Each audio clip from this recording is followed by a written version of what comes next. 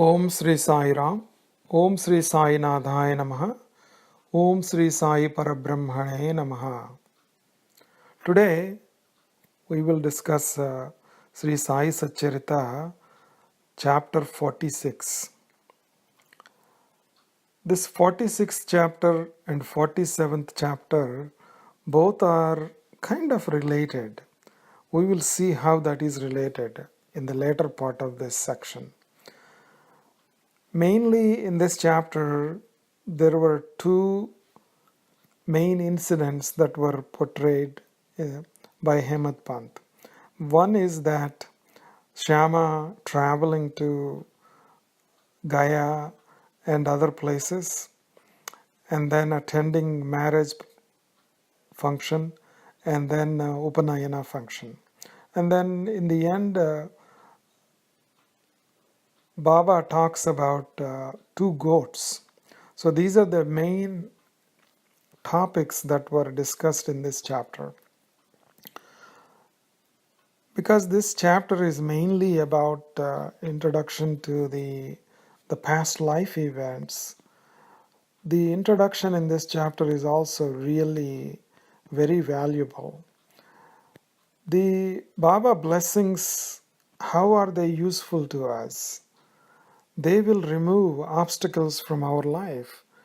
And we all know that how he pulls his devotees to Shirdi with an invisible thread. And it was mentioned that Sai will bring them and keep them at his feet and embrace them, hugging them close to his heart, like a mother holds her child. And Baba nurtures them so kindly and with love. Hemant Pant says in this chapter that inwardly and invisibly you play all the games. He was saying to Sai, inwardly and invisibly you play all the games, but show the flag of detachment.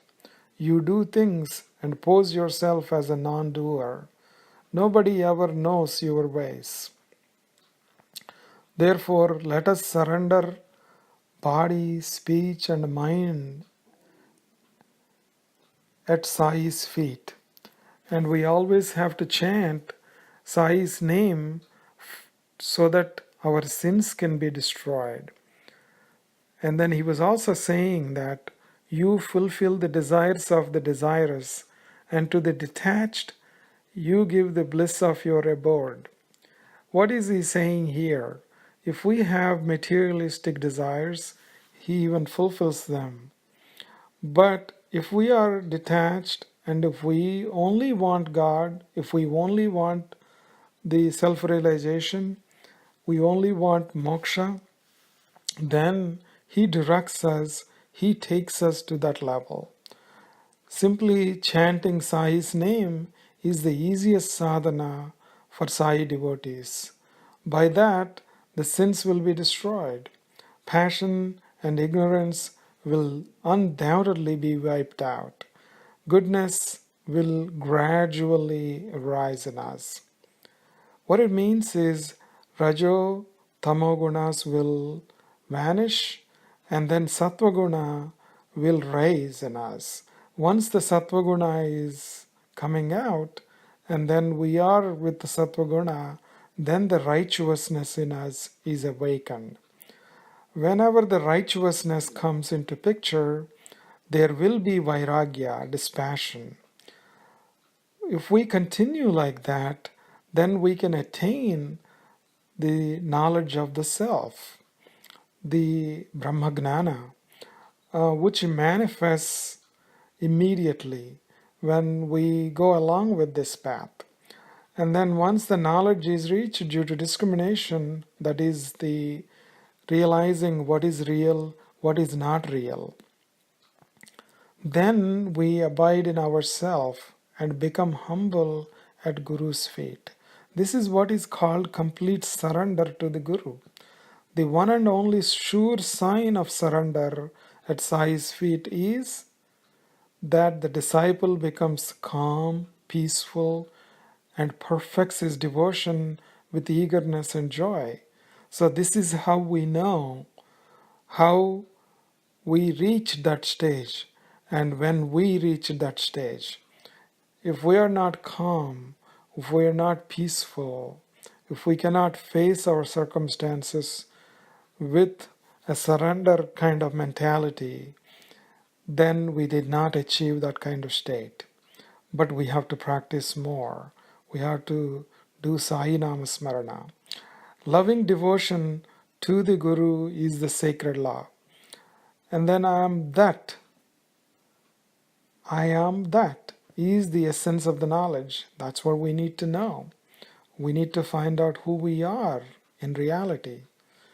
So the sensual pleasures needs to be overlooked, and the only way is supreme dispassion is essential. Aversion for conditioned existence comes at that stage. So then we will be able to see what is real and what is not real. So with this introduction, we will go into the real crux of this chapter. Once Dikshit wanted to perform his son's thread ceremony, Upanayana, and at the same time Nana Chandorkar's eldest son was also getting married. So both of them were in Shirdi, and Nana first invites Baba, and Kaka also invites Baba. Of course, Baba himself never, as body, went anywhere, so he always sent Syama on behalf of him. Thread ceremony was in Nagpur, and marriage was supposedly be in Gwalior. Baba tells everyone there that after doing Kashi and Prayag quickly, I will wait there for Syama. How much time will I need to arrive there? So, like that, Baba tells everybody. After lunch, Madhura began to think that once he had reached Gwalior, Kashi would not be far away from there. So he wanted to go there. And he asks Baba's permission for this too, and his blessings. Then, when he went there to Baba, he bows in front of him with great reverence and says like this: Since I am going to Gwalior for these ceremonies, I feel that it would be proper to take the opportunity to incidentally go to Kashi and Gaya.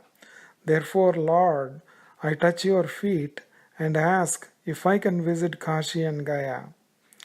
Baba happily gave permission to Madhavrao to go. And then hearing this, Appa was excited. Appa Kote was also excited. He wanted to go with Syama. So they both head to Nagpur first to attend the thread ceremony of Kaka Dikshit's son. Then Kaka Sahib, when they were leaving, he gives them 200 rupees so that they will be useful in their journey forward. And then once they go to Gwalior for the wedding, after the wedding was finished, they were saying goodbye to Nana Chandorkar. Nana also gives them 100 rupees. And then looking all this, Nana's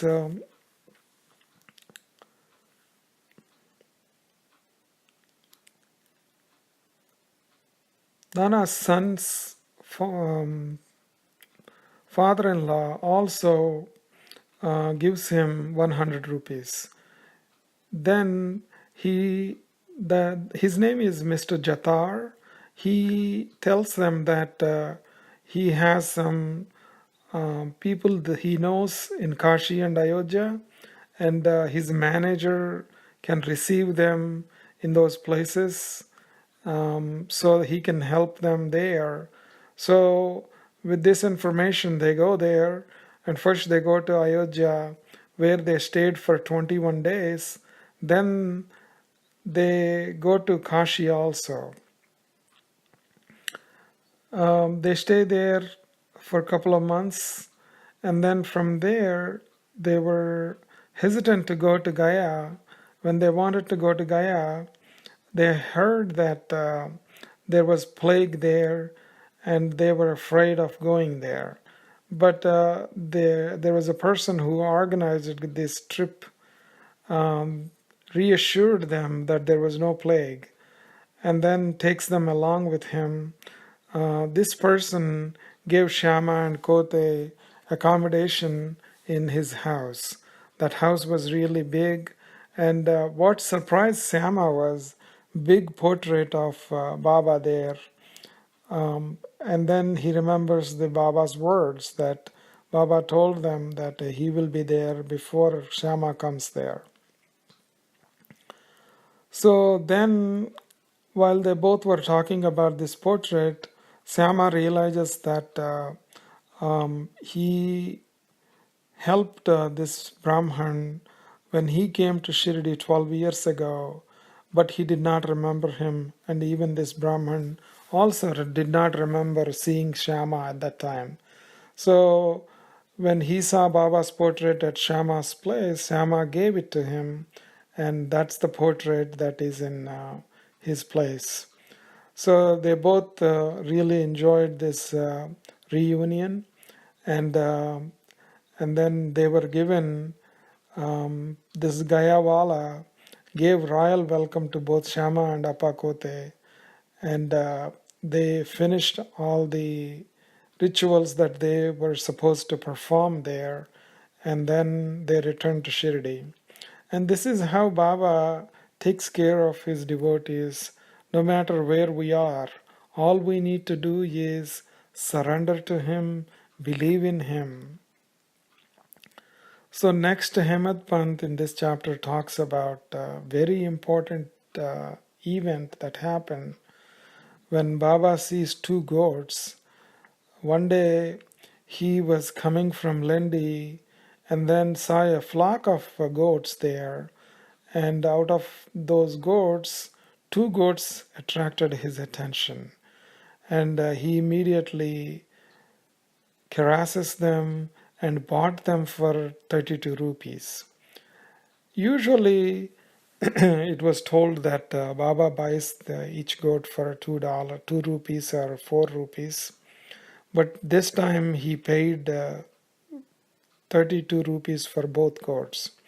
Everyone felt that Baba paid too much and was duped in this bargain. But Baba later explained that these two goats were brothers in previous life. The younger one was hardworking and the older one was very lazy. The younger one, by working hard, he earned some money and became successful in his life. Older one became very jealous of the younger one and started fighting with him. One day he felt that he needs to acquire all his money and belongings, so he decided to kill him. So the older one takes a stick and hits the brother in his head. And then while the younger one got injured, the younger one finds an axe next to him and hits the elder one with the axe. And then in the process, both die, and they took life as goats in this life.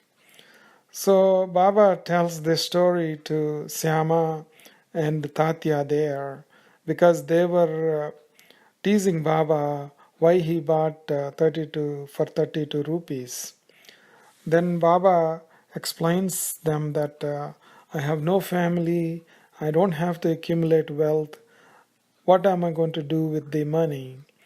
So that's why don't worry about how much I spent, because these two were brothers in the previous life. When I saw them, I wanted to help them. I wanted to really show my love towards them. And then by saying that, he asks them to bring some food. He gives them some money to go and get the food. After they get the food, he feeds those two goats and then returns those two goats to the original owner. But by illustrating this story here, what we have to learn, because we all realize that We live in the society, we see everywhere the greed, the jealousness, anger, all kinds of bad qualities that we are not supposed to have. And all this Rajoguna and Tamoguna is diverting our attention and destroying our path. But what we need to do is, by taking Sai's name, we are going towards the Sattvaguna more. Once Sattvaguna is evoked, then comes along the following the Dharma. Whenever we want to follow Dharma, automatically the Vairagya follows that. The Vairagya means dispassion.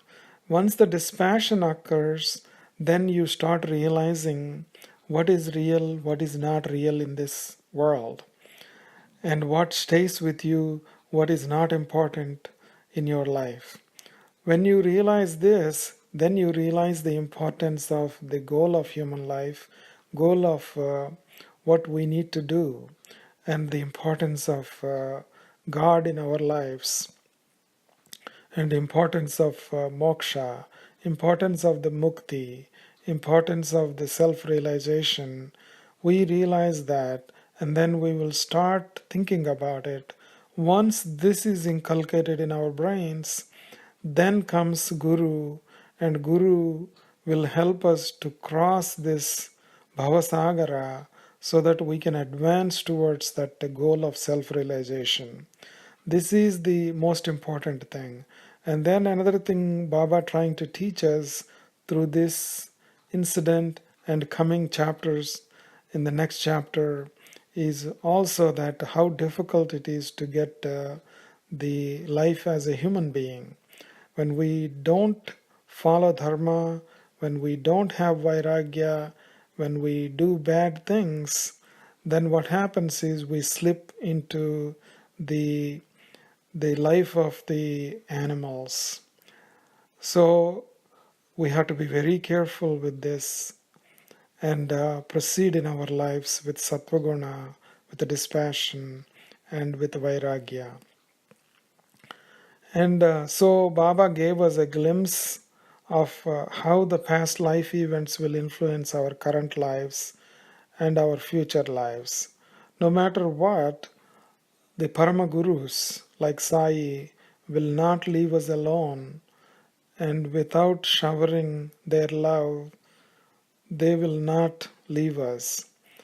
And we always have to realize that Baba is with us, and he will definitely take care of us. If we know this truth, that is good enough as a Sai Bhakta, Sai devotee. With this, we will conclude this chapter, and we will talk about the next chapter in the coming satsang. Om Sri Sai Nadharpanamastu. Om Sri Sai Ram. Om Sri Sai Nadhaya Namaha. Om Sri Sai Parabrahmane Namaha.